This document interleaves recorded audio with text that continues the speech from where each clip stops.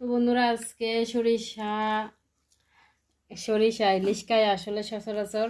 তো আজকে আমরা খাচ্ছি সরিষা উমানি মাছ, উমা মাছ আর কি, এটা উমা মাছ বলি আমরা। কেমন হয়েছে রে? আমি জানি না। এই যে দেখতে পাচ্ছেন, দারুণ দারুণ হয়েছে বন্ধুরা, খেতে অসাধারণ হয়েছে।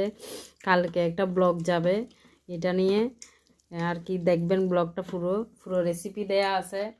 অসাধারণ হয়েছে খেতে। আর এখানে দুপুরের একটু করে মিষ্টি কুমড়া আর কি ভাজি আছে।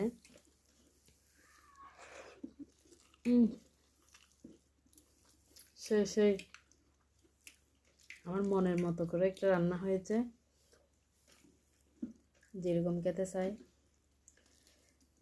তো খুব ভালো হয়েছে বন্ধুরা, ট্রাই করবেন এখানে যারা দেখছেন আর কি ওমানের।